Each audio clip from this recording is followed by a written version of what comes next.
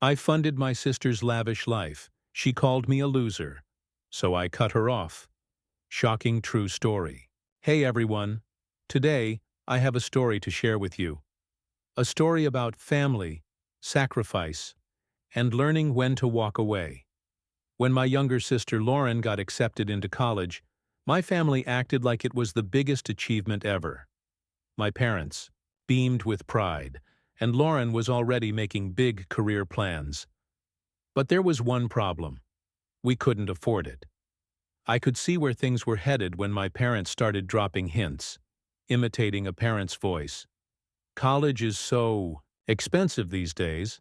Lauren is so smart, but we just don't know how we'll manage. I didn't have much. I was working as a mechanic, saving for a house.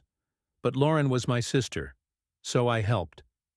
At first it was just textbooks, then groceries, then her rent, her electricity, even her nights out. She always had an excuse. I'll pay you back when I graduate. Or, Mom and Dad just can't help right now. My parents made me feel like it was my duty. Family takes care of family. But, did anyone care about me?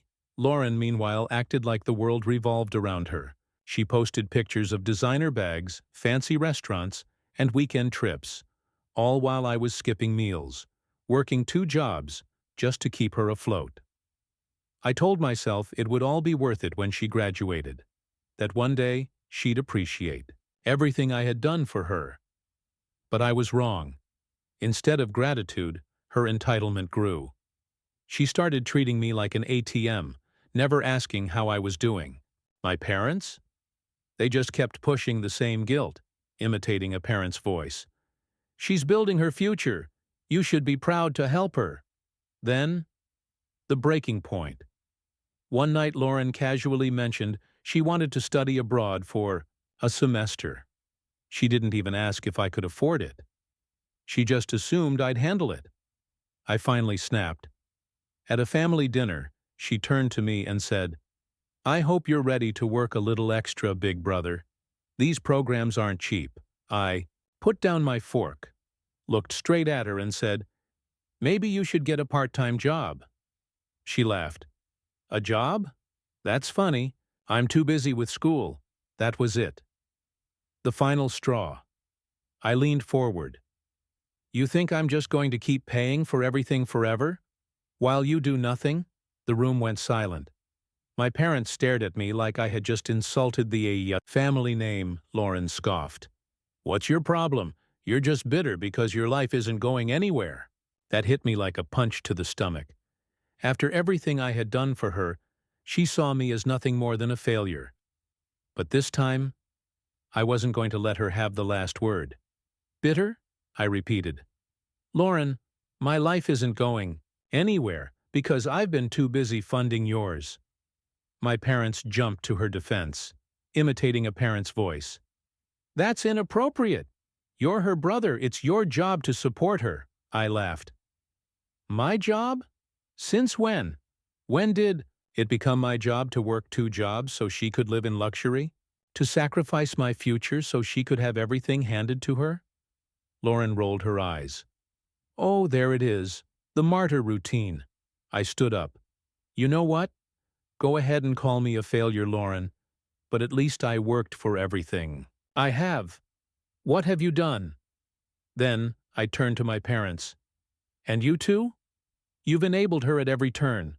I'm done. I'm not paying for anything anymore." Lauren's face went pale. She stammered, "You can't do this. How am I supposed to live?" "Figure it out," I said. "I've been doing it for years. Maybe it's time you learned how." I walked out, and for the first time in years, I felt free. The next morning my phone was flooded with messages. Lauren sent passive-aggressive texts, then guilt trips, then outright begging. I ignored them all. Then my parents called. "She's struggling. She needs you." I told them, "No, she needs to take care of herself." Weeks passed, then months. Lauren got evicted. She moved back in with my parents. And guess what? They finally saw the truth. She racked up debt in their name, complained that they weren't treating her like a queen, and when they couldn't afford her lifestyle, she turned on them too. They called me, desperate for help. I just laughed. This is your mess to clean up. And for the first time, they had nothing to say. Lauren is still stuck, still entitled, still making excuses. But me? I moved on.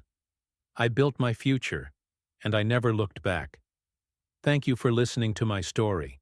If you haven't already, make sure to subscribe and hit that notification bell for more real-life stories like this. And remember, you don't owe anyone your future.